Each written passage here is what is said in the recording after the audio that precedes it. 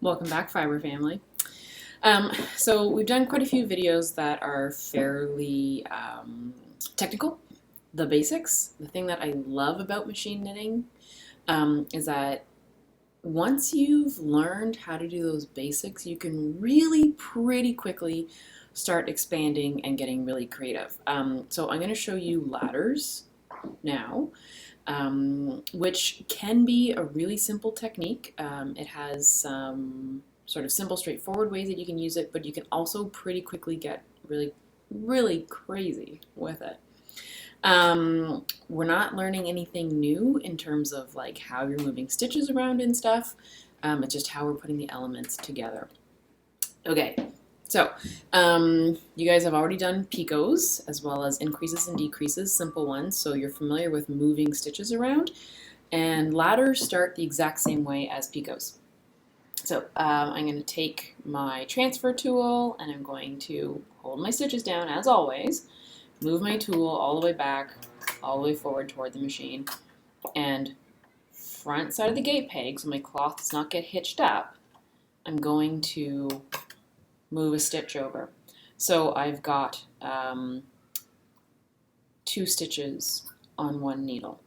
Now I'm going to do a few of those. I'm going to space them out. Whether you move to the right or to the left is up to you. It does slightly affect the cloth, but you'll kind of get to know that the more you do this sort of stuff. Now, the main difference, and I'll show you this now, with the picots, I told you with the way we were doing it, you could only move 1 stitch at a time, do a 1 stitch picot. With the ladders, right off the bat, I can make it a little bit bigger, and I can take this stitch and move it to the left. Oh, just whacked my camera there. Ah.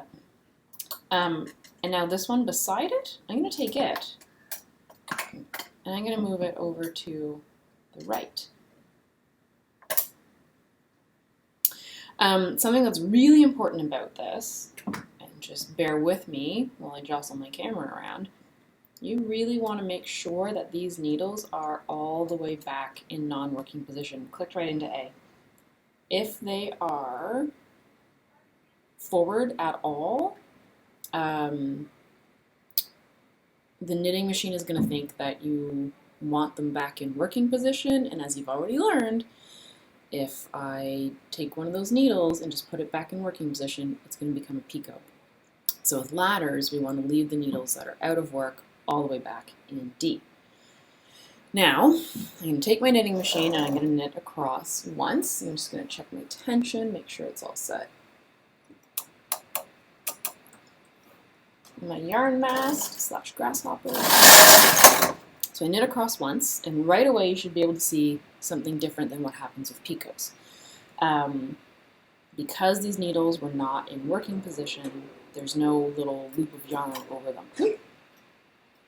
The machine has just left them alone, and so that creates this little bar right here. So I'm just going to knit a few rows, and you'll see this is the basics of ladders.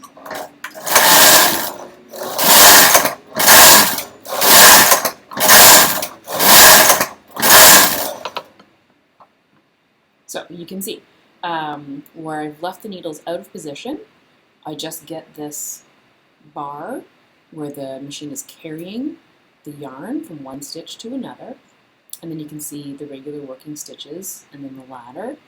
And here, where I've left 2 stitches out of working position, I've got sort of an extra large ladder, right? So that's pretty cool. You can leave it like this. It can create interesting vertical lines in your knitting. You could thread ribbon or things through it. And if you want to close it, I'm going to show you 2 ways that you can do that. I'm going to leave this guy open for now, but these guys I'm going to close them. So one way might be that I want to close it, and you can kind of see down here, I've got these stitches, and then they just sort of smoothly, subtly open up into the ladders. I might want to close it subtly as well. The other thing I can do is actually leave a little a little window, a little peekaboo, a picot at the top of my ladder. So if I want to close it, what I've got to do is I need a solid stitch back on here. So just like when you were doing single stitch increases, when you moved one stitch over and then you put a turtleneck on the needle, on the empty needle to create a little base for a stitch to be made in, so it's subtle and clean, and we're just going to do that. So I'm going to take this turtleneck. Again, it doesn't really matter if you're going left to right or right to left. Depending on your design, you might want to keep it consistent or play with switching it up. Just whatever you do, do it with intention, of course. So I'm going to take this little turtleneck, I put my transfer tool through him in front of the gate pegs, your body side of the gate peg, and then take that turtleneck, pop him down on that needle, leave that needle in working position. This guy over here, I'm going to do what I do with the picots. I'm just going to put him into working position without putting a turtleneck or a stitch already on him. And then I'm going to knit across. You can see this one has already created a new stitch. It's already closing that up. And you can see this guy looks like the picot, where it's just got that bar hooked onto the needle. So I'm going to knit another few rows, and you can see how it's changed the cloth.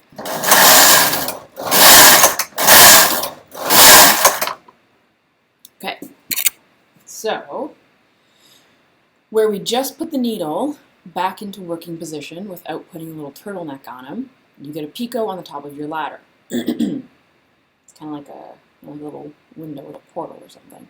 And then this guy over here, you've got your ladder, and because it's kind of a thick yarn, the ladders are more subtle. In this, they don't like super stand out. The one stitch ladder. But over here, I moved my turtleneck over, and you can see that it has closed that up. When you look at the front of the cloth, it'll just kind of look like it's gone back into full stockinette. Now, I've got this guy over here. I can do two things with him. If I want to, because it's a 2-stitch picot, or ladder, sorry, what I can't do is move these 2 needles into place and start knitting again. If I do that, it's going to look like it worked. I'm just going to do it for you.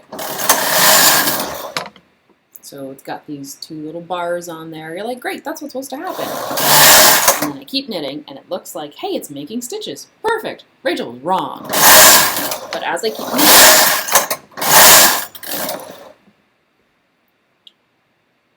it's added 1 new stitch on, which is what it can handle, but there's no solid base between these 2 stitches. There's nothing to anchor them. So one of these just keeps coming out. You can see I still have a ladder there. So I'm going to undo what I just did. I am just going to like move this guy over here. It's a little unnecessary, but the guy's going to drop. Okay, so I'm going to go knit a few rows so this goes back to being a 2-stitch ladder.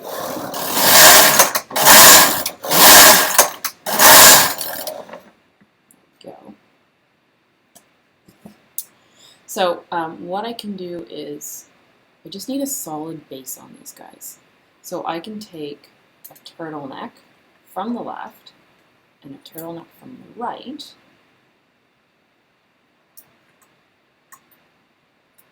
and put them back on the needles. And knit across. Keep going. You can see how nothing is coming undone. Those are all actually stitches.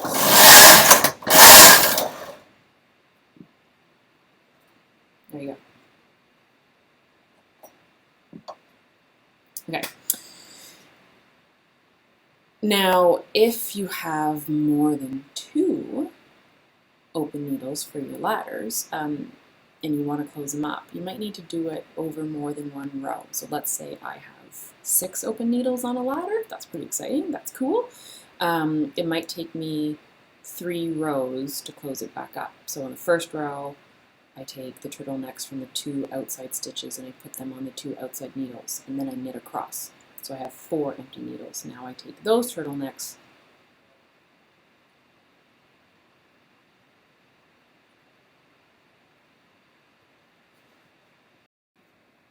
okay, you guys just saw me make a mistake in what I was saying, and then my brain catch up to my mouth and realize, no.